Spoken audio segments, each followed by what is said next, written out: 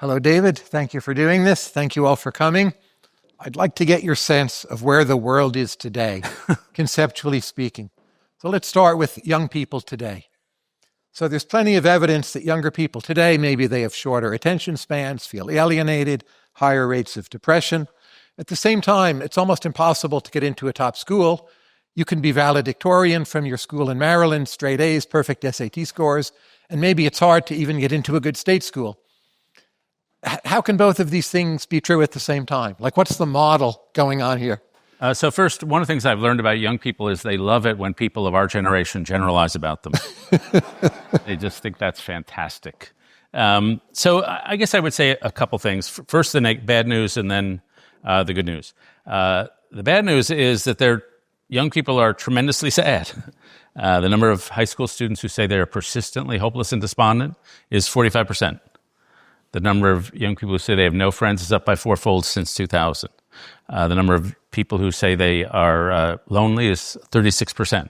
And so I've been teaching in colleges off and on for 25 years. And the good and the bad is that young people are very open about their mental health, which is good. But the bad is really in every room now. And so for some reason, I don't understand America, but especially young Americans have gotten sadder. But they're more productive, right? They are more productive than we ever were. But there's a young man in the audience named David Wignall who I met at Williams College a couple years ago, or a couple months ago, and who made an interesting observation to me over dinner, which he said, we're the most rejected generation. And so if you're applying to Harvard, 96% of you are going to be rejected. Harvard is a rejection factory. And so you have to apply to 20 schools to get into one. And then you want to get into a summer internship. And sometimes I've met some young students from Georgetown who have applied to 250 internships to get into one. Goldman Sachs internships, I forget the exact numbers, but 350,000 people apply and 3,000 get the summer internship. So these are massive rejection rates. And then I'm not even talking about the people who are not swiping right to you. I'm not even talking about the people who don't like your Instagram posts. So there's part of the problem is the opportunity structure is so slim that everybody's applying to the same few schools and the same few internships. And so the rejections are massive. And then the young people who get out of college, and not only at elite schools, who are applying for their first job are in indeed hell. They're sending out hundreds of resumes, and nobody is ever coming back. Now, so I think at the top and at the bottom of the demographic curve, you've got a lot of misery. The good news is go to the middle. Go to Penn State, go to Southern Methodist, where you don't have quite the competitive to get into these places, but they're still great schools, they're plenty smart, and they're happy.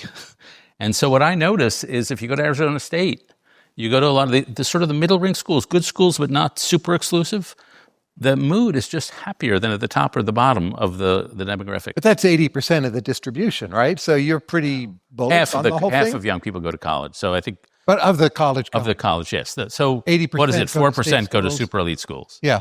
And so I think the untold story is the Southern Methodist students, where people they're like, this is great. I go to a great school, I have great friends, and I'm going to get a job. Now you write for Atlantic. Atlantic told us recently younger people are having less sex. Is it that they're being rejected? Why can't they solve that coordination problem? There's gains from trade. It seems a lot more fun than a smartphone. What's your model here? You are such a boomer. You think the smartphone is more fun? Hell yeah. You didn't go to college where I went. No, I do think, this is Jean Twenge's work, that there's been an age compression. And so things people were doing in 9th grade, they're now doing in 12th grade. And this is all sorts of risky behavior, whether it includes sex, whether it includes fighting, whether it includes driving. And so a lot of people are delaying. And I do think that's primarily the phone, that it's hard to ask somebody out. Believe me, if you looked like me in high school, it was a challenge. And so it's super anxiety-inducing to ask somebody out. I asked in high school. I was rejected every time, but it wasn't a challenge to ask, right? But now you have a phone, you don't have to ask. And one of my students said to me, I've had 4 boyfriends in my life, and all of them ghosted me at the end.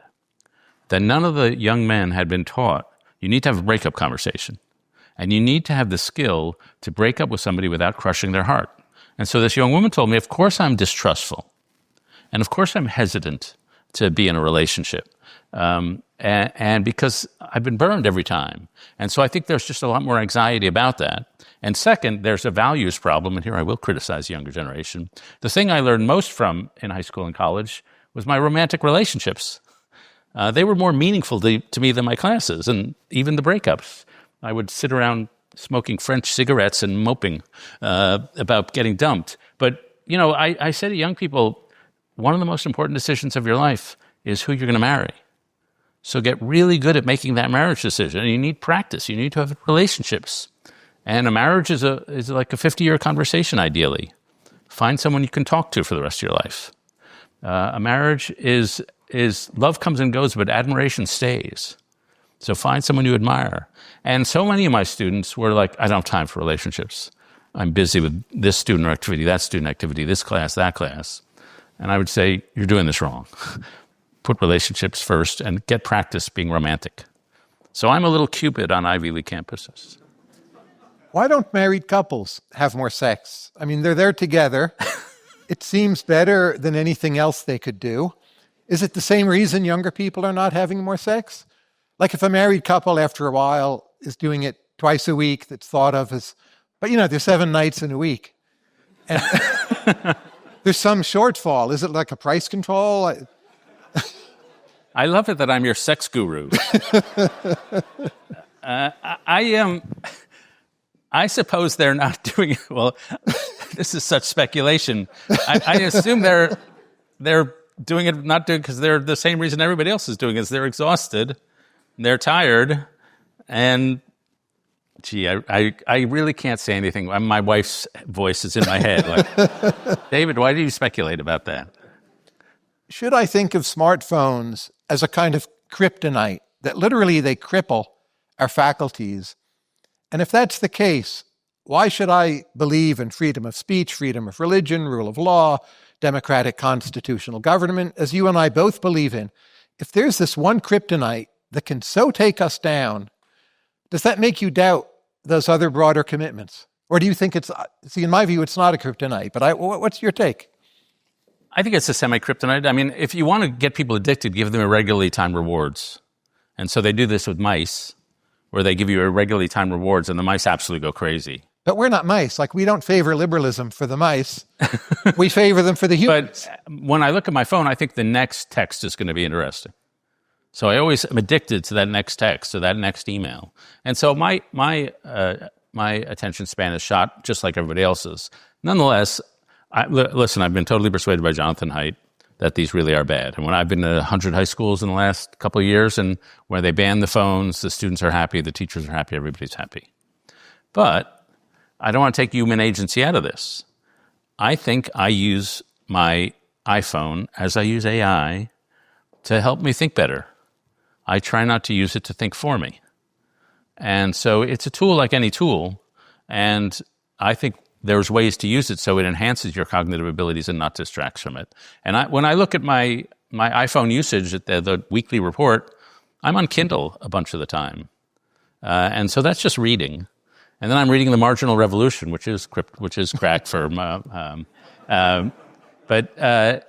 But so no, I don't think it's had a terrible effect on my brain, but I'm in my 60s, so. Is it the only kryptonite humans face? I think AI is also kryptonite in the exact same way. That if you're a college kid and you're not doing any of your papers, you're just using your GPT to write your papers, that's kryptonite. But does it ruin you any more than old-style cheating, which was very common? It was bad for people, but it didn't ruin generations, right? Yeah, though that cheating took a lot of creativity. And this cheating is total. It's a totalistic cheating, where the model is literally doing most of your work. So I follow you on AI. I'm like 15 yards behind you the whole time. So I think it's generally great, but I think this one thing of robbing people of their own education is truly a serious threat. I've heard people in the AI sector from the major companies say they're very worried that AI can be so persuasive. Do you find it so persuasive? Because I don't. It will teach me lots of facts, and I will defer to it, but it's never persuaded me much with arguments, whereas humans have. What's your view? Is it kryptonite in that way? It depends what you're writing about. So I was with an astrophysicist recently who worked on a problem with 8 of his senior colleagues for months, and they put it to AI, and with a little extra prompting, it solved their problems in a couple hours. And I gather from economist friends that it can solve problems that only a few elite economists can solve. Right. I write about culture, psychology, sociology, politics. It's pathetic. I can not use AI, and I use it every day. I make the attempts. And because the things I care about, which are more humanistic, it's hoovering up all the crap on the internet about what love is, or do you grow from post-traumatic experiments? And it's just the pablum that's out there on random websites. But what if you ask it, what would David Brooks say? Well, that's what I do. Surely then it rises to then the occasion. It's brilliant in that case. It's a frickin' Warren. But no, what I do is I assign it voices. What does Jean Piaget say about this? Does he disagree with Erik Erikson about this? And if you assign it to a voice, then you can screen out a lot. But I still have found it basically useless for my own research and my own. It's great as a travel agent. It's great at a lot of things. But in humanistic inquiry, I find it pretty pathetic. And, my view of intelligence is that, I do a lot of interviewing, as you do, with AI folks. And I was at OpenAI several months ago, and somebody said, we're going to create a machine that can think like a human brain. And so I call my neuroscientist friends, and they say, well, that'll be a neat trick because we don't know how human brains think. And so I think AI is a great tool, but I'm unthreatened by it because I don't think it has understanding. I don't think it has judgment. I don't think it has emotion. I don't think it has motivation. I don't think it has most of the stuff that the human mind has. And so it'll teach us what we're good at by reminding it what it can't do. If you asked it to write a 900-word column on a topic you would write on, and asked it to be like you, let's say this is the O3 model from OpenAI, and then you ran it through Claude to improve the writing style, how good is that result in your? Well, I know you did this because I read your stuff, and you were impressed. But I was A, too afraid to do it because I might be impressed. But B, it can't possibly predict an idea I haven't thought of yet. And I hope I'm coming up with new stuff. And so I'm hoping it would be behind me. But I'm not going to try. How persuasive are novels to you now? Not in your whole life, not when you were younger, but right now. Do novels change how you think about things? They can. I confess, I wrote a column recently on how the novel is not as central to American life as it used to be. And when I was in college, when a Toni Morrison novel came out, when a Philip Roth novel came out, when a Saul Bellow novel came out, when a Tom Wolfe novel came out, those were big deals. They were big cultural events. We all talked about it. People reviewed the reviewers, and then there were a million book reviews. One of the sad things about the American literary life now is there are many fewer book review outlets, so it's really hard for an unknown novelist to get known because there aren't. And then I think the second thing that's happened is that novels say we'll go to the 19th century, to the glory days. Charles Dickens literally changed the imagination of Britain by altering how people saw poverty. George Eliot literally changed the moral life of Britain because as religion was fading, she presented another moral structure that people could sign on to. So these novelists had these huge effects. Now, obviously, we have movies now and TikTok or whatever, YouTube and stuff like that. Nonetheless, it wasn't that long ago that a Tom Wolfe novel set in this city of New York in, I don't know what year Bonfire of the Vanities was published, but I think sometime in the 80s. All of New York got that because all of New York was represented. We now live in a moment of great public tumult, a moment when our interior lives are directly affected by the trauma of our public lives. And if there's a novel that's capturing what it's like to live in this era, I'm not aware of it. And I think this would have been a great era for a Balzac, for a Tom Wolfe, for that kind of social realist novel. And in my view, the audacity is not there. And I in this column, I don't know what... And audacity is the scarce factor in your account? I think it's a scarce factor. And I don't know what you would think of this, but I think back to when I was a teenager in the 70s. And I look at the movies like Apocalypse Now, The Godfather. They seem big, audacious. I listen to the rock songs I was listening to. Freebird, Stairway to Heaven, Bohemian Rhapsody. They seem just more audacious. Sure, big think. You look at the journalists, Tom Wolfe, Joan Didion, Hunter S. Thompson. Those people couldn't publish today because we're less freewheeling, we're more uptight. And so it seems to me there has been a loss of audacity in the culture, and it's been replaced by professionalism and commercialism. And one of my heroes is an art critic named Kenneth Clark, and he goes through the great high points of Western art, and those high points are defined by audacity. You look at the Renaissance, that was audacious. You look at the Russian novels, that was audacious. And I think we're not at a moment where that kind of self-confidence, which is very hard to manufacture for one person, it takes a whole group. I just think we're not at that moment. But building AI is audacious, right? Trump, whatever you think of him, he's clearly audacious. You wouldn't say the quality has left our culture. So why has it left the novel? I think it's left the humanities. I think the humanities have been backfooted. I think in part because, again, internet, all that stuff, the obvious stuff. But the reason you would go to become an English major was because you want to understand how human beings operate. You want to be able to see the world. One of my heroes is a guy named John Ruskin, a 19th century art critic. He says, for each 1,000 who can talk, there's one who can think. But for each 1,000 who can think, there's one who can see. And it's that ability to see reality. And so you go to Tolstoy, that guy could see reality. You go to a Rembrandt painting, the Parable of the Prodigal Son, which is in St. Petersburg, that's a picture that Rembrandt painted when he was old, financially troubled. His wife was dead. 4 of his 5 kids were dead. And I've seen that parable painted many times, but I've never seen a parable where the prodigal son, this kid who's been wandering about and is coming back in shame, is so naked and hairless and vulnerable.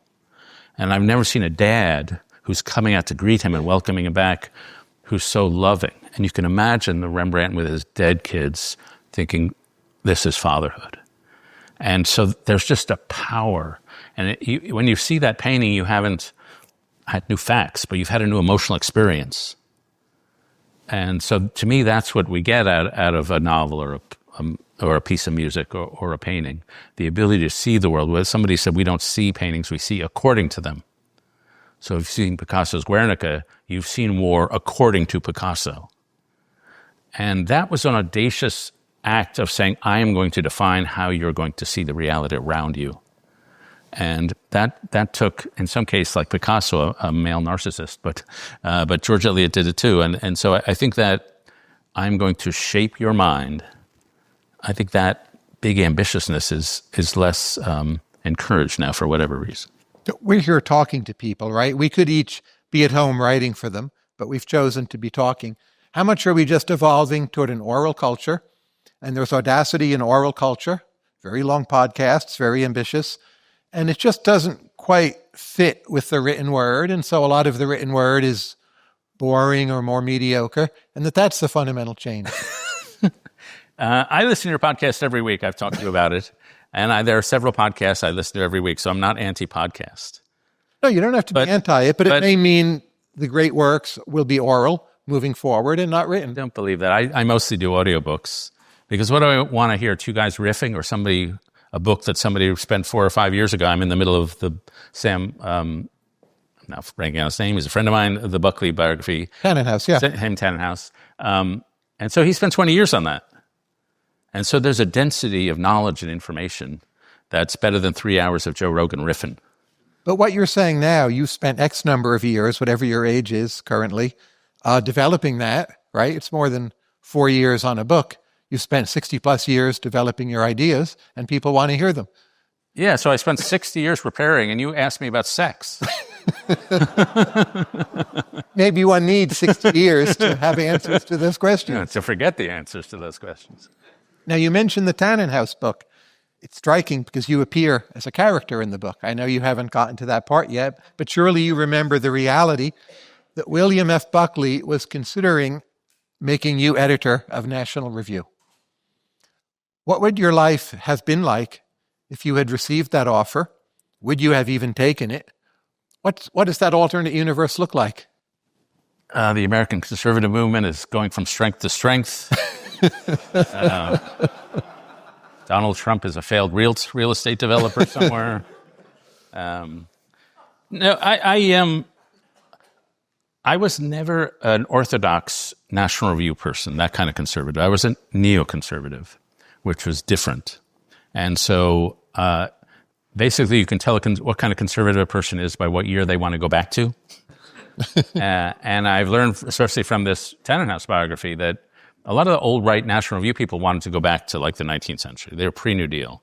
I never had a problem with the New Deal. I had some problems with some of the policies of the 1960s. And I was an urban kid. I was a New Yorker. And I was a Jew. And the magazine was Catholic, and I've been told that one of the reasons I didn't get the job was that reason. Tannenhouse says this. No, does he? Yeah. I grew up, Buckley was my mentor. We can tell that story, how that happened. And I worked at National Review. And then I worked at the Wall Street Journal editorial page. And I went from being an old right to being a free market Wall Street Journal sort of person. And I never had the opportunity to think for myself until I left those places and went to a place called the Weekly Standard. And suddenly I could think for myself. It was funny how long, because I was in my 30s, before I really thought, what do I believe? Not how do I argue for the Wall Street Journal position on this or the National Review position. And when I did that, I found I had two heroes. One was Edmund Burke, whose main idea is epistemological modesty, that the change is really complicated and we should be really cautious about what we can think we can know about reality. And the second was Alexander Hamilton, who's a Puerto Rican hip-hop star from Washington Heights. But Hamilton's belief was using government in limited but energetic ways to create a dynamic country where poor boys and girls like him could rise and succeed. And so that involves a lot more state intervention than National Review would be comfortable with. And so I became sort of a John McCain Republican. And now one of my heroes is a guy named Isaiah Berlin. And toward the end of his life, Berlin said, I'm very happy to be on the rightward edge of the leftward tendency. And that's sort of where I find myself today, sort of a conservative Democrat. So I would not have fit in National Review because I didn't really hew to the gospel. But if you self-report, you weren't thinking so much for yourself back then. Was Buckley, in fact, a good mentor? Fantastic. Well, but that seems to be the test failing. Well, let's put it this way. So let me tell the story of how I met him. So I'm at the University of Chicago. I'm a humor columnist. Back then, I was funnier. And Buckley comes to campus, and he just published a book called Overdrive, which is one of his memoirs of name-dropping the Pope and David Niven and all these people. And so I wrote a mean parody of him for being a name-dropping blowhard. And some of the jokes, the only one I remember now from that parody of long ago was while at Yale, Buckley formed two magazines, one called the National Buckley and one called the Buckley Review, which he merged to form the Buckley. And so he came to campus and he said, David Brooks, if you're in the audience, I want to give you a job. And that was my big break. Sadly, I was not in the audience. But I called him up 3 years later as I'd become more conservative and said, is the offer still open? And so he said, yeah. He hired me without asking anything about his ideology, which is his mode, because he hired Joan Didion the same way. Yes. He hired Gary Wills the same way. This guy, John Leonard, was a very great book critic, the same way. Just can the person write? And so he gave me all these assignments, and I remember the pieces, my drafts coming back, filled with his red ink, and it would say, come on, David, you can do better than this. So that was mentoring. And then he took me out to yachting with him and to Bach concerts in the back of his limo, back when limos were a thing. And I'd never imagined glamour of this level. And he took us out to dinner every Monday night at his house. And I remember his wife, Pat, would come by with her Bill Blass and all these glamorous designer friends. And they'd look at us. They'd look at Bill like, what are you doing eating with the Star Wars bar every Monday night? And so he really educated me into the world and gave me a crucial thing that journalists have to know, which is a sense of the news cycle. What do people want to read about tomorrow? Not the thing they want to read about 4 days ago. You got to hit the cycle. And that was just so valuable to know. Helped me in my editing, and then he sent me off. And so he got me a job and then let me go. And that process of letting me go, I was fine with it. I went off and led my life. And that was being the great mentor that he let you go. Right, but a lot of people who had my job were deeply hurt when he let them go. He thought they would cut him off, and they were betrayed. And there was a whole series of very nasty articles about Bill written by people who felt that was a betrayal. But I regard that as one of the great acts of mentorship, as in the great act of parenting, letting the person go and have their life. Was Milton Friedman a good mentor? He also was a great mentor. What made him great? So the reason I wasn't at the Buckley speech was I'd been hired. I was a Democratic socialist. and I was hired to go out to Stanford and debate him on national TV. So if you go back, and Tyler has seen this, I think, if you go on YouTube and write Milton Friedman, David Brooks, it's there. You'll see me with this. He's younger. Big afro, these 1980s glasses that looked like they were on loan from the Mount Palomar Lunar Observatory. They were like gigantic. And then I read something I'd read in a Robert Kuttner book, and then he destroys it in 6 seconds. And then the camera lingers on my face for about 19 seconds while I try to think of something to say. And so that was the show. But afterwards, he would have us out to dinner, and then we would pepper him with questions about, well, how does the economy work here? How does it work there? And I would say my education from him came from those dinners and then subsequent dinners over the years. And I grew up here in Greenwichville, or in Stuyvesant Town, and I had never met a conservative. And to meet somebody so bright and somebody so wise and rational who was outside the left, that was mind-opening to me. And one final thing about both these guys, I had a chance at the end of their lives separately to say, okay, Bill, okay, Milton, you've changed the world. Bill Buckley created the modern conservative movement. Milton Friedman widened the aperture of economics. And I asked them both, so now you've done all this, you're older. Do you have a feeling that you can just relax? Like, I did what I was put on this earth to do. I'm happy. I'm good. And I'm just going to play golf. And neither of those guys understood the question. Neither of them had the ability to slow down and to stop trying to change the world. And they both kept trying to change the world until their very last days. If you think about Buckley, where you disagree with him, and I don't mean on particular issues, I feel I know that, but his method of thought, what is there in his method of thought where you would say, I, David Brooks, diverge from Buckley in a fundamental way? His gift and his curse was that he couldn't slow down his thinking. And so I would see him write a column in 20 minutes. And if he wrote it for an hour, it would get no better. He just moved at that speed. And me, it takes me 2 days to write a column. It takes, 14, 20 hours. And so that's one thing. Second, he really he grew out of such a different background. His dad, as we know from this book, was an old right America firster. And my parents were like Lower East Side New York intellectual progressives.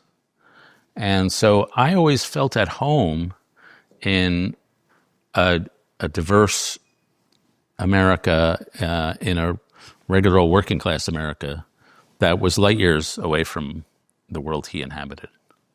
And your difference with Milton Friedman, again, not on specific issues such as the New Deal, but conceptually, how is it that you think differently from how Milton did? So Friedman, his great gift, and I think this is a libertarian gift, is that once you get inside their logical system, within their assumptive models, there's no arguing with them. It all fits together.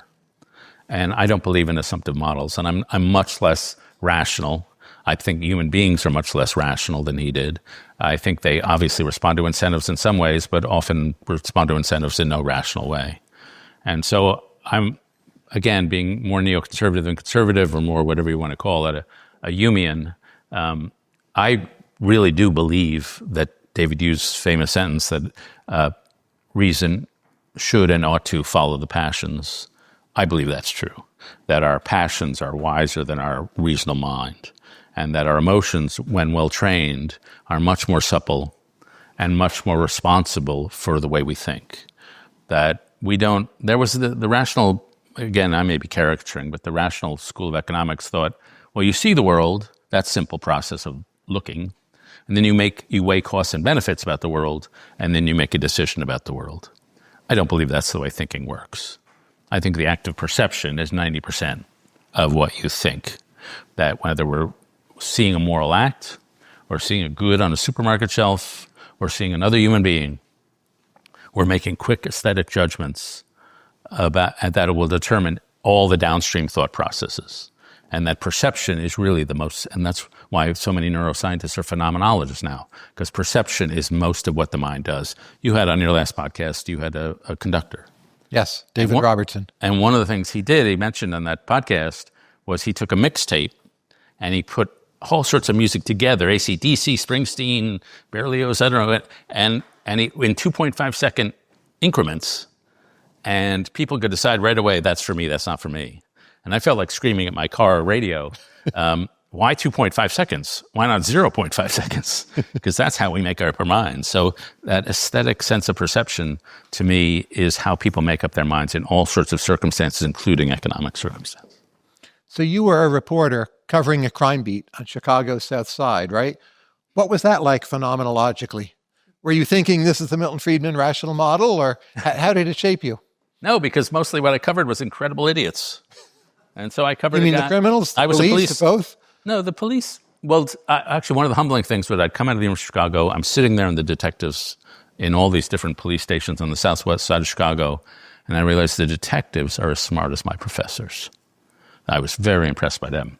But a lot of the criminals I covered, they were criminals because they hadn't thought something through. So, for example, I covered a guy who worked at McDonald's, and he conducted an armed robbery at the McDonald's where he worked.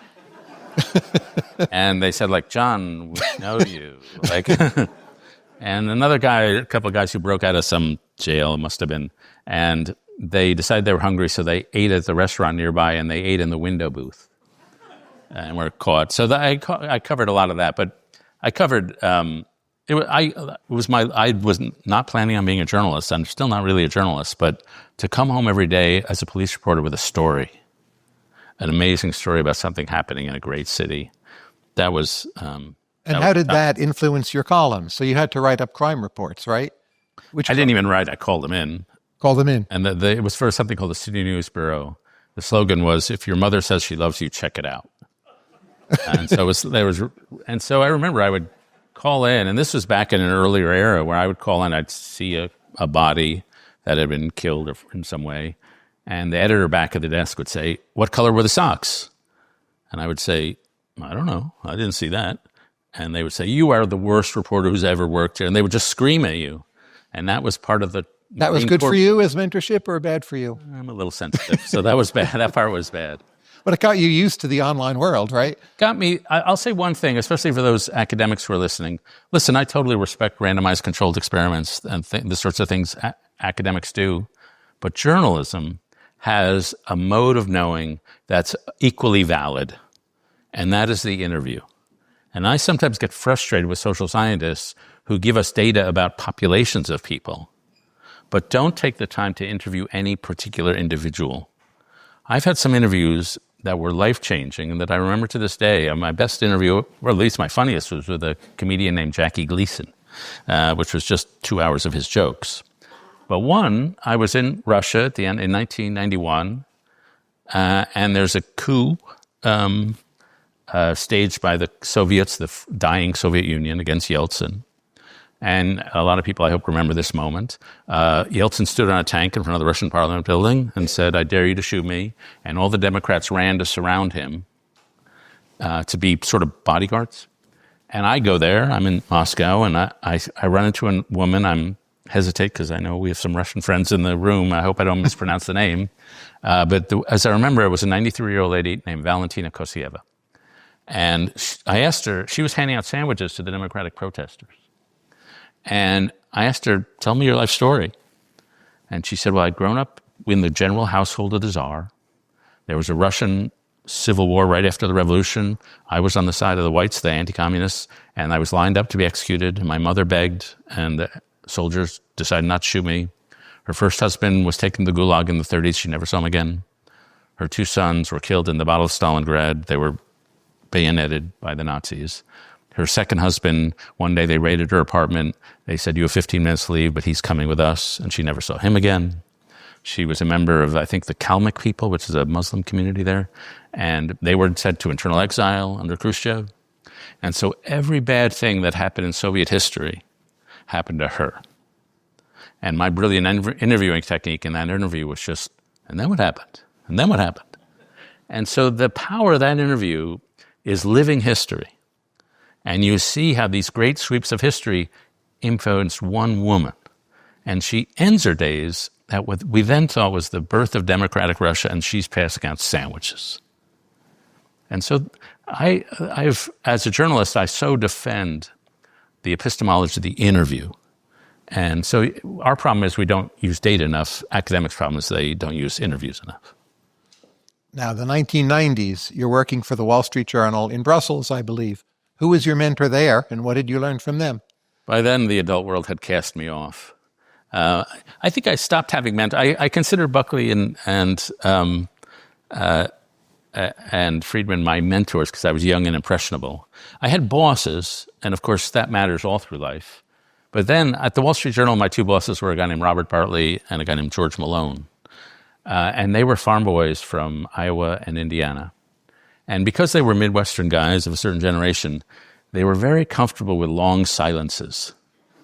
And so our editorial meetings would be them sitting basically parallel to the ground, staring off into the wall. And as a New York Jew, I'm sitting like this. I'm saying to myself, I will not break this silence. I will not break this silence. And so that was an experience of learning to work with people who were of a different part of American culture than I was from. But do people have mentors when they're in their 30s or 40s? I still have many mentors, and they're mostly younger, and they teach me things like AI. So I think you need more mentors as you get older, actually, not fewer. Yeah, I'll say this may pertain to the subject. I read this book, Snowball, about Warren Buffett. And what's remarkable about him was his ability to grab onto whoever could teach him. And so early, when he was a socially awkward kid, he grabs onto Dale Carnegie. And this guy provides him a system to socialize. And then he gloms onto Ben Graham and his investing model. And then he gloms onto Charlie Munger. And you think, oh, he's still glomming on in his 40s. But then in his 50s, he glams onto Katharine Graham, the owner of the Washington Post, and she's taking him to parties in New York and Washington, which are totally alien to him, and he's loving it because he's getting to sit next to Dolly Parton and Lady Di. And you think, this is great. I get to enter a new world. And then in his 70s, he gloms onto Bill Gates. He teaches him about philanthropy in the tech. And so there's a guy, one of the things I admire most is people who are different in their 70s than they are in their 60s, different in their 50s than they were in their 30s. And Warren Buffett is a guy who just gloms onto whoever can teach him. So that would be an example of being mentored through life. I have a few questions about politics. Are we allowed? Sure. So you mentioned, have to pay me double. You mentioned before that you used to be a neoconservative. Now we're in 2025, and we see Russia has proven quite weak in some ways, Iran extremely weak, Hezbollah mostly devastated, Hamas, on its heels. Is it the case that other than occupying countries, that the neocons were right about most things, and you should actually just be a neocon again? True or false? So the neocons are anti-Trump, you're anti-Trump. Are you in some sense headed toward being a revised neocon where occupation is the belief you've jettisoned? Afghanistan didn't work. Iraq was very messy, right? Does that make sense to you? I'm still consistent with that belief. To me, neocon was a specific group of people. And they tend to have grown up in the 1920s and 30s, usually Jewish from Brooklyn. Usually they went to City College of New York. And in those days in City College, they were all Marxists, but there were Stalinists who were the dumber Marxists, and there were Trotskyites who were the smarter Marxists. And they ate in different alcoves in the cafeteria. And because the Trotskyites were smarter, the Stalinists did something intelligent, which they said, you're not allowed to talk to the Trotskyites. And all the Trotskyites turned into neocons, or not all, but many. Irving Kristol, there was a guy named Daniel Bell, Nathan Glazer. And that was the cohort that I followed. And they were, like me, totally fine with the New Deal. They thought that American culture began to go off the rails in the 1960s with a rebellion against bourgeois culture, which their immigrant parents were really part of, with the spoiled rich kids who formed the New Left. And they became suspicious of some of the Great Society social programs, which they thought were counterproductive. And so I think they were pretty much right to all that. The second thing they were right is they emphasized that society, you can't analyze society unless you're willing to analyze, and do this dangerously, the moral fabric of the society. You're sounding more and more neocon the more you go on. I'm getting into it. And so there was a guy named James Q. Wilson who wrote a great book called The Moral Sense, which I highly recommend. Irving Kristol's wife was Gertrude Himmelfarb, a historian really of how morality changes across civilizations. And that strikes me as absolutely essentially true. One, I don't think it's impossible to understand America today without understanding the fact that most people used to feel held within a moral order.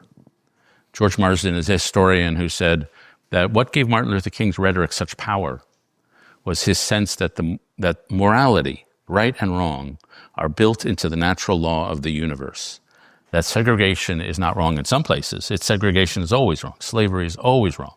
And that sense of a held moral order was essential to the existential security of all people in our society and our ability to settle disputes because we had an understanding of right and wrong.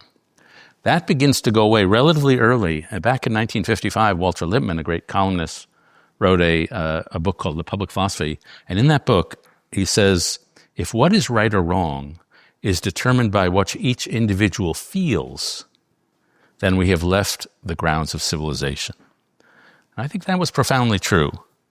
And Gertrude Himmelfarb and James Q. Wilson would say that there is a moral order, and we have shredded it, and we're living off the fumes of that order. And once that goes away, then you're in trouble. And I think they were right about that. So we're all going to sign up for being neocons, but what's the fundamental dimension where maybe you're not a neocon, if there is one? Well, now I root for Barack Obama and Joe Biden. I don't know if that would have flown. But, just to go on a little, they were right about some things about foreign policy. They were right about the Soviet Union, that it was worth trying to push back and just stand up to evil, even naively, right? And they were, in my view, they were right about the idea that the internal nature of regimes determines the foreign policy of those regimes, that a dictatorship is bound to be more dangerous than a democracy. And what they and I were wrong about was the belief that we could export democracy from outside. So occupation. You're like a neocon minus the occupation. I'm a pacifist neocon. No, but I do think they were right a lot about sort of, and they were right about not totally trusting capitalism. Reverend Crystal wrote a book, 2 Cheers for Capitalism. And so I think if you go back and read some of the writings from that generation, it's worth remembering they were not Republicans. They were a break-off from liberalism. And I think they were a skeptical and realist and sophisticated break-off from what was conventional 1960s liberalism. I promised you only one question about Trump. So Trump has made a mess of our relations with our European allies, but in fact it's led them to spend more money on defense. In my view, that's a good thing. I've spoken to a lot of European elites who say they think it's a great thing. These are mostly people who hate Trump, but they say we are secretly thankful to Trump that he's now letting us do this. Now, in my opinion, it's still not worth it. But my question for you is this. I mean, let's say the Israel-Iran thing also goes well. I'm not sure it will, but let's say it does. What's the minimum number of different things you would have to add up on your ledger before you, David Brooks, the reformed neocon, would say, like, the Trump thing worked out okay or even better? What does that menu have to look like? I'm not saying first you're asking me to hive off the moral degradation of America, yes, which is, to me is kind of a big deal. Of course it is. But what does the list have to look like? Okay, so make the trade-off. Well, first let me get the headline before we get to your caveats. Charles de Gaulle wrote a memoir, and in that first sentence of the memoir, his memoir, was, all my life I've had a certain idea about France. And I would say all my life I've had a certain idea about America. That we're sometimes a foolish nation, we're often a naive nation, but we're rarely a cruel and ill-intentioned nation. And we may disagree about this, but I thought the decision, at least temporarily, to get rid of PEPFAR was deliberate and cruel. No, we agree. And has led to already tens of thousands, if not hundreds of thousands of deaths. The treatment of Zelensky, cruel and malevolent. And so I wake up with a lot of malevolence. But I do have to concede that Trump is never totally wrong. That when he said USAID was a poorly managed program, well, that was true. It was a poorly managed program that happened to save a lot of lives. When he says that Harvard is too left-wing, too dogmatic, too unicultural, that's true. And I was at a conference of academics out in Utah not real long ago, and I said, I'm appalled by what he's doing to the universities, but I have to say I think it's 20% your fault. And some of the professors raised their hand and said, no, it's 40% our fault. So he's never totally wrong. And so I think there was truth to things he said about Europe underspending. He wasn't totally wrong. My problem with him, he's like a doctor, and you go into him and you say, Doc, I've got acne. And the doctor says, oh, good, decapitation. We're going to decapitate you. And so that's what he does. He takes something that needs to be reformed, like our alliances with our European ally, and he trashes them. Something that needs to be reformed, the university system, attack. Something that needs to be reformed, USAID, Department of Education, you name it. And it's just random destruction. And so there are things I think he's done well. I think the Iran thing was the right call. There are other things I think he's done well. And frankly, the tariffs so far have not had the deleterious effects that I expected, though I think they will. But I have to give him credit. There's always some basis of truth to the critique he made. He's got a lot of things going against him. Americans are swinging to the left on immigration right now. Americans are for pluralism and multicultural diversity. Even white Christians are for that. He's not. So he is away from the American mainstream. My American is Alexander Hamilton American. I like dynamism. I like social mobility. He is a securitarian. Let's just keep us safe. And so I think he's way out of the American idea as I've understood it over the last 300 years. But the one thing he gets right is he tells a story, the elites betrayed you. And Americans, it turns out, will pardon him for a lot of things if he gets that story right. And I think that story is basically right, that believe me, I'm a member of the establishment, but the American establishment has betrayed large numbers of Americans, just as the French establishment has betrayed a lot of French people, and he gets that story right, and that's why he's president. What do you think is the point estimate of the probability that at the end of the term, you basically say, he got enough things right that it was worth it? That I will say that? That you will say it. Yeah. You can bury me now. I will not be saying that.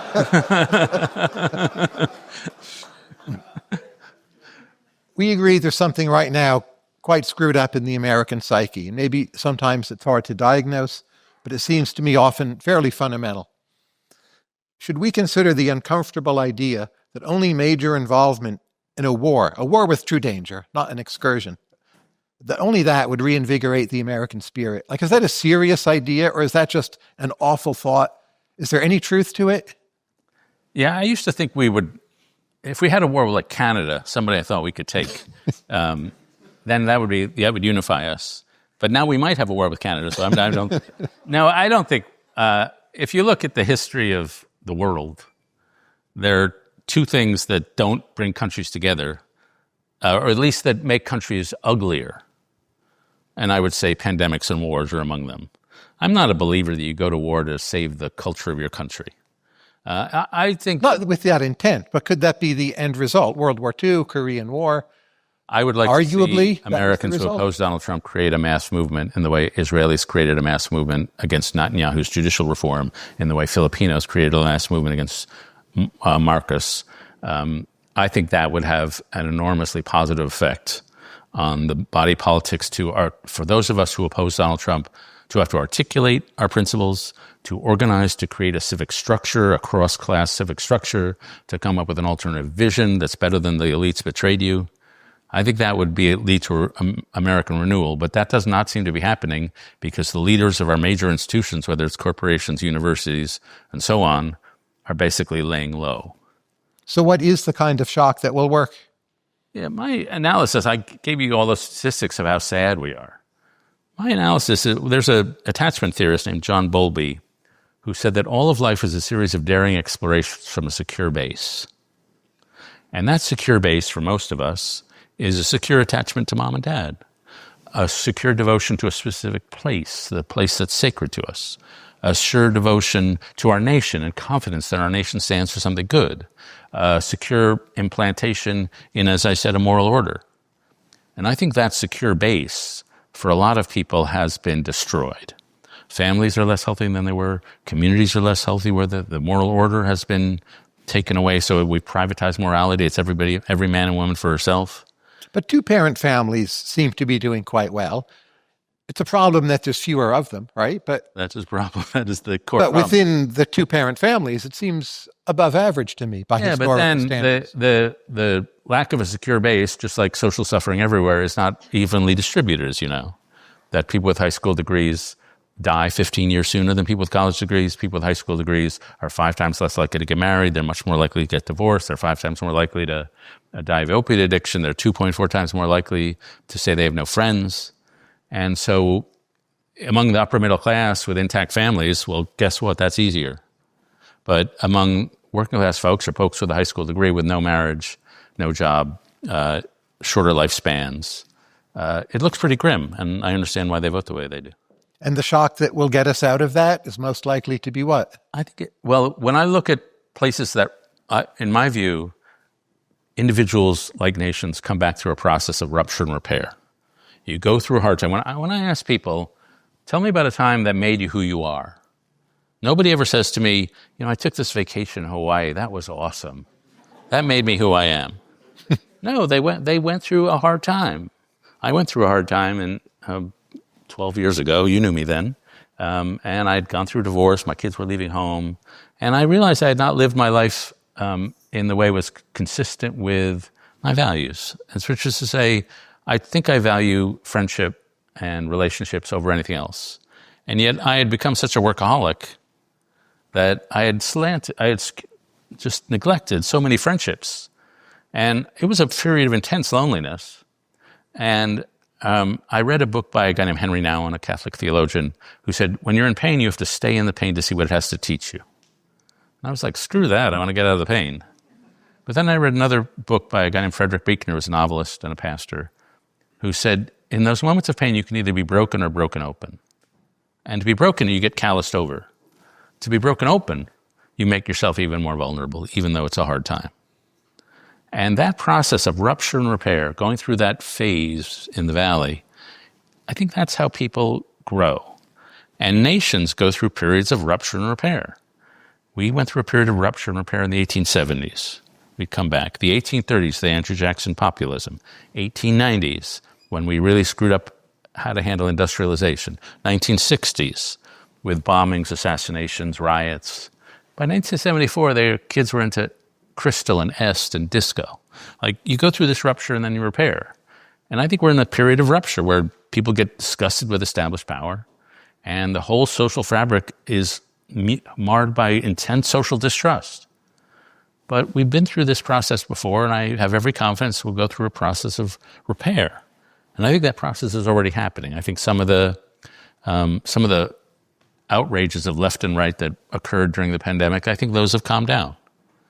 I think the Democratic Party is lost, but they're humble, which is the beginning of repair. And what will happen to the Republican Party, I don't know. But I think we're already in a process of restoring that trust. And, I run this little nonprofit called Weave, the Social Fabric Project. We take people who are trusted in their local neighborhood and we try to support them. We go into any town in America and we say, who's trusted here? And people give us names, local trust merchants, and they're everywhere. There's one in, Columbia Heights, which is a neighborhood in D.C., and we asked, who's trusted in this neighborhood? And there's apparently some guy who takes the money at the parking lot in the little booth, and he has an obsession with city zoning regulations. And so if you have a problem with the city, you go to the guy in the parking lot, and he takes care of your problem. And so those people are in every neighborhood in America, and I think that bottom-up rebuilding of trust is the precondition for a national restoration of trust. 2 last questions. The first one is very easy. How are we actually going to get out of the fertility crisis? Well, you're the sex communicator. Yeah, I think I have not seen anything that particularly works beside we make everybody turn ultra-Orthodox Jewish. Or Amish. Or Amish. Yeah. Amish would be great. Some religious revival, that would do it. But, in my view, that's not about money, though money is part of it's about wow, look at all these great restaurants. I don't want to miss this. And that's what I saw when I lived in Europe and saw the fertility crash. So that's a genuinely serious problem, barring some sort of religious revival. Last question. What will you do next? Play for the New York Mets. No, my next book is on motivation, and my belief is that we vastly overvalue the power of intelligence. We know a lot about emotions, but we don't know a lot about what they call conation, which is where our desires come from. And to me, what you desire is the most important thing about you. Augustine said, we're not primarily thinking creatures, we're primarily desiring creatures. What you desire determines what you believe. And so I'd like to know how to ramp up desires, how to be motivational. You wrote the book on talent, and one of the points you make in there that I truly believe in is that intelligence matters. We both agree on that. But stamina really matters. Determination really matters. I once asked AI CEO, who was off the record, so I can't mention his name, but you can guess. And I said, when you're hiring somebody, what do you ask them? And he said, after the interview, I walk out and I say, was that person a force of nature?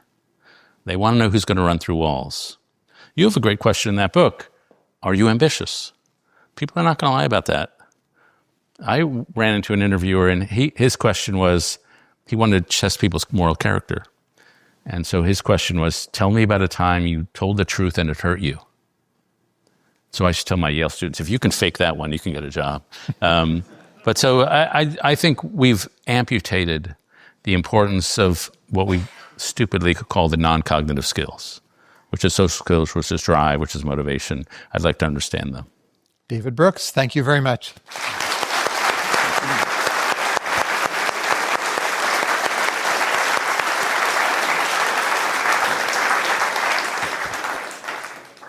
They will bring me some of your questions, yes?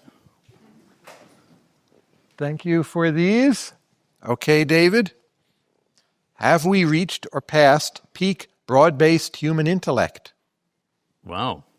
No, I'm with you on AI, that it's an introduction of a new form of intelligence in the world, and it's going to, on balance, make us smarter. And so if I have a tool that can help me answer questions, I think we'll still store it in our brain. I'm trying to figure out what the question is getting at. Do you think it's getting at, will we rely on AI so much we won't know stuff? I don't know. I think there's the sense that once there was a Goethe, a John Milton, maybe today that's harder. There was a peak for that kind of intellect, and now everyone's so specialized. So I tend to agree we've passed that peak. Have you read your blog? I mean, things I'm reading.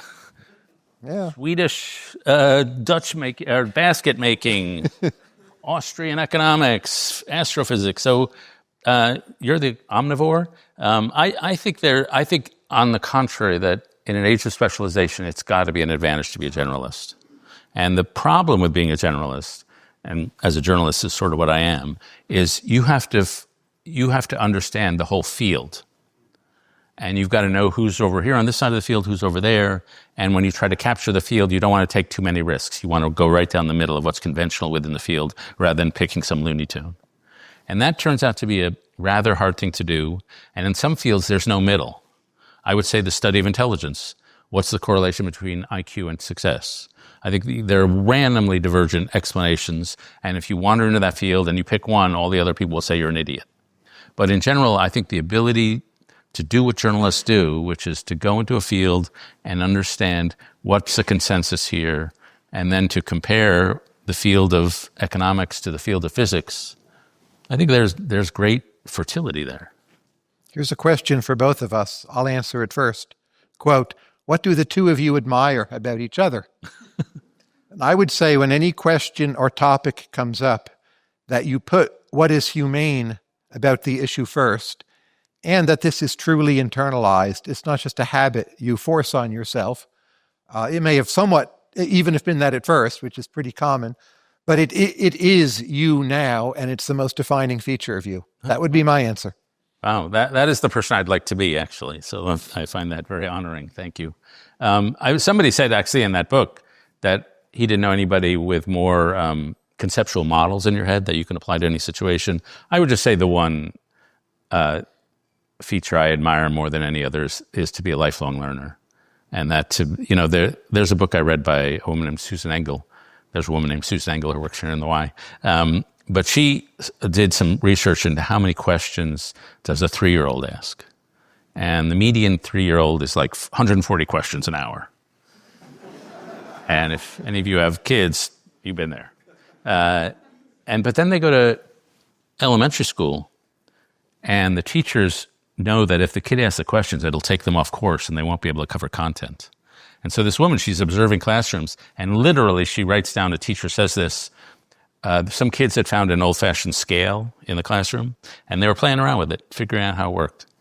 And the teacher said to them, "We don't have time to experiment now, we're doing science." And so that's the way they repress curiosity. But your curiosity has not been repressed. Here's one. I hope it offends no one in the audience. This is from Ted, quote, "To David, would you agree with Tyler that New York City is no longer a cultural center of America?" The cultural center, I would say. It's a cultural center, clearly. I've been in this, my family's been here for 5 generations, so that's a tough one. I would say, I think New York City, to the extent that America has a cultural center, which I'm not sure it does anymore, I would still say New York Center is the cultural center would be the most dynamic city in America. But, and it pains me to say this, I do think if you ask me the most dynamic city in the world, given my experience, I would have to say London is more dynamic than New York. I think London has gotten considerably worse in the last 5 to 10 years, actually. Yeah. And China aside, which is just a different comparison, I would say the Bay Area. Interesting. What truly influences our life. And a lot of your early answers were about social media and phones. And however good or bad you think it is, we talked about AI. Those are ideas from there. Not here. Right, but they're technical ideas. Sure, but that's what it is. Incredibly insular when it comes to political and other things. Yeah, but maybe those are right now the less important ideas, at least temporarily. Right, okay. And we've turned political idea making over to goodness knows what or whom, but we've done it. Yeah. It's not, and you know who is from Queens, right? Right. So. But well, you can't shake me off I'm the only person. I live in D.C. I come up here, I get off the Penn Station. I'm on 8th Avenue and 33rd Street, which is god-awful ugly. And I think, oh, my heart rate can go down now. I'm with my people. So I still think New York operates at a pace that no other city operates. How does a greater adoption of AI influence political party realignment? I'm not so much of the belief that technology influences that stuff as other people are. I don't think social media it's had a negative effect on society in all sorts of ways. I don't think I can say it may have weakened the power of the mainstream media and created more fringe. But I think what influences people is their direct lived experience, not so much media. And I don't even mean social media, I mean all media. I was at a conference many years ago, decades ago, of sexologists. You would have felt right at home. Would have been right at home. I knew. A more boring group of people you never want to meet. Back your wisdom from us. But one of the things I learned from them is that if you had looked at the media in the 60s, you would have thought sexual behavior changed radically. Because suddenly there was porn everywhere, there was nudity everywhere. But actually, sexual behavior changed in World War I and World War II. It was the actual act of going to France. Not Germany. Not Germany, except for the king. But it's not something that you consume in the media. It's things that happen actually in your actual life that change behavior in such ways. So if there's going to be a political realignment, it'll be because what happened that caused MAGA, which is, it used to be I drive around the country. I visit like 35 states a year. And it used to be you would drive from what we now consider a college-educated area to a red area, working class area. And they were different, but they didn't seem like different nations. Starting about 10 years ago, I would drive from Salmon, Idaho to Sun Valley, Idaho. And you're like in different universes. And so that the physical change in the way the two different kinds of towns worked is dramatic. And the fact that the rich, I ran into a guy who used to handle travel for the Boston Celtics back in the Larry Bird era, not that long ago. And they used to fly commercial. And they used to have to carry their bags and stuff like that. And now people like that have no contact with regular old commercial flight. And so the rich people used to be a little normal. Now the rich people are just rich people. And so that kind of actual social distancing changes people's viewpoints than immediate technology. Here's my follow-up. Won't AI make us more objective? At least the current models, they seem to me more objective than the New York Times. If you ask them a question, they're rarely crazy. They give you pretty good answers to a lot of controversial questions. I don't always agree, but they seem to me the most objective source out there. Yeah, I haven't really thought about that. As a person who gets paid by the New York Times, I have to point out that a lot of their data is stolen. Well, I shouldn't. Is taken from the New York Times. They read you because they love you. But I find they're blander, though. I mean, there's all this hedging. They don't want to offend anybody. I don't like AI because they want to please you. I tried Claude and that Chinese DeepSeek one. That was too nice to me. I like. Maybe that is objective. Maybe that is. Here's a longer question. You've convinced me that many of America's ills are social in nature, not economic. My question, what does this imply for those of us pursuing large-scale change? What's the political agenda that I could spend a career promoting to help all this, ... Simple question. Let's ask ChatGPT, right? Get an objective answer. You know, I do think our core problems are sociological and cultural and psychological and moral. And if you wanted to work on a core problem, rebuilding social trust, if you can figure out how to do that, would be an awesome contribution. But when I look at how countries recover, and Bob Putnam of Harvard has done this for one period when America recovered, and it's from 1880 to 1910. And the recovery there took place in three phases. First, there was a cultural renaissance, which was social Darwinism, which was hyper-individualistic and sharp-elbowed, was replaced by the social gospel movement, which was more communal. That was followed by a civic renaissance.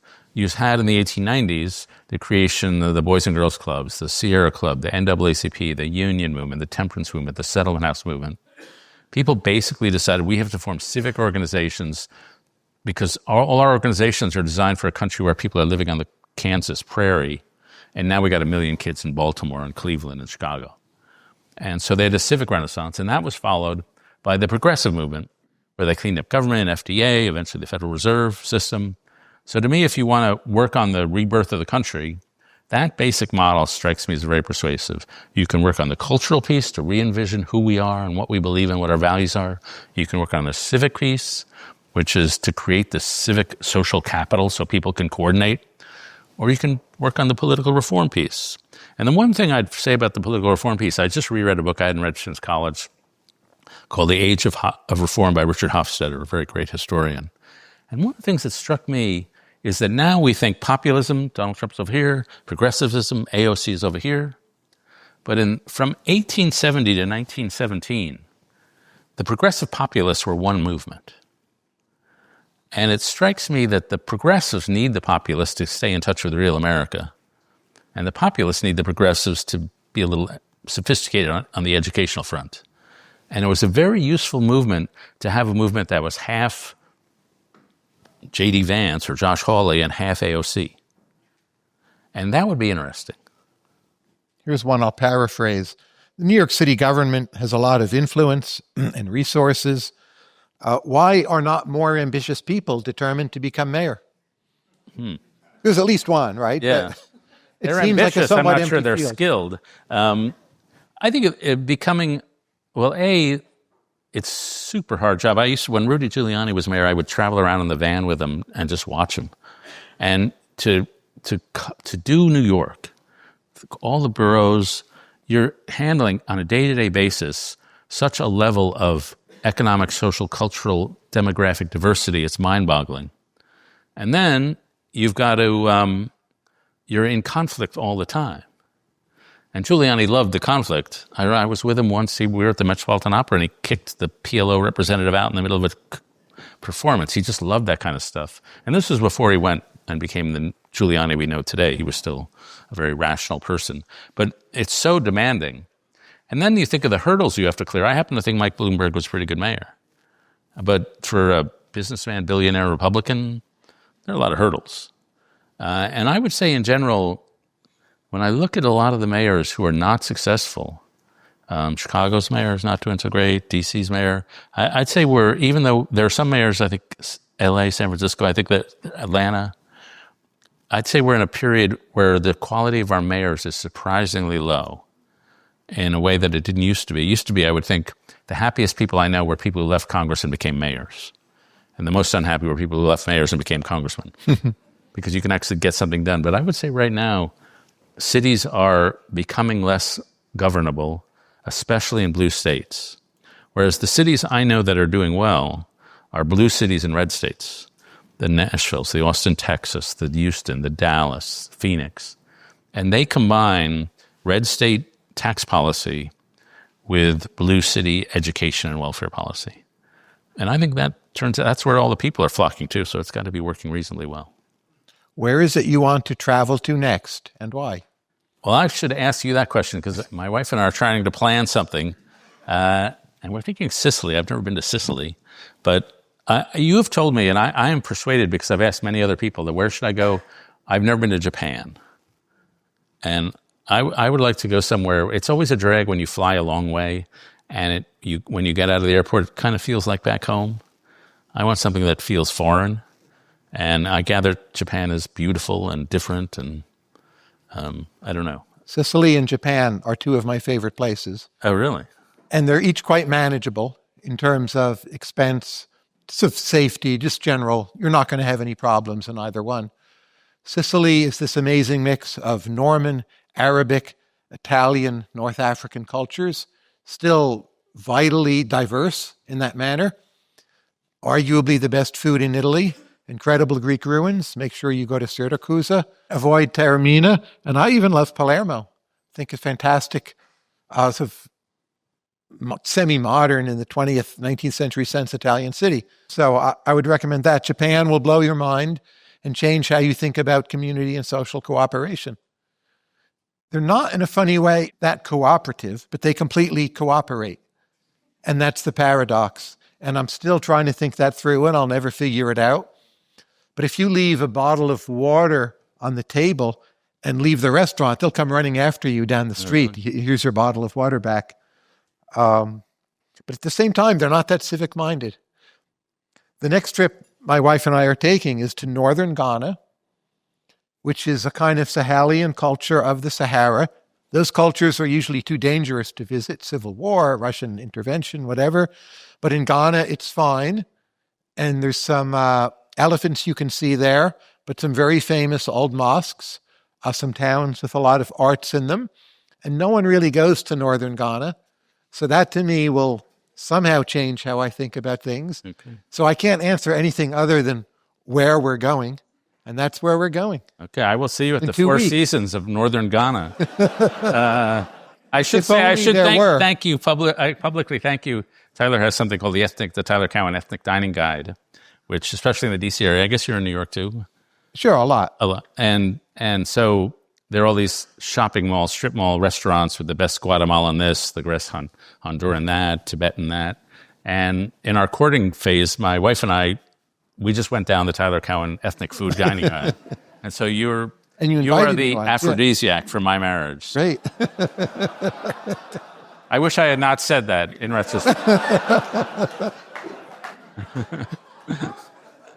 We had a very nice lunch today at a Korean place on 35th Street. I think it was West 55th. It won a Michelin star in 2023, and it's a tofu restaurant. So that would be one of my recommendations. But travel, to me, always keeps me fresh. And I think also Tokyo is probably the best food in the world, and also the best French food in the world, which is remarkable. So there's an attention to quality and detail that is just difficult to believe until you're there. And to live with that for, say, 2 weeks, I think you'll very much enjoy. Okay, I'm sold. Yeah. And the flight's not that bad. You just bring a big pile of books, right? And you're fine. You don't need the smartphone or anything, just the books and your AI. What question do you wish I had asked you?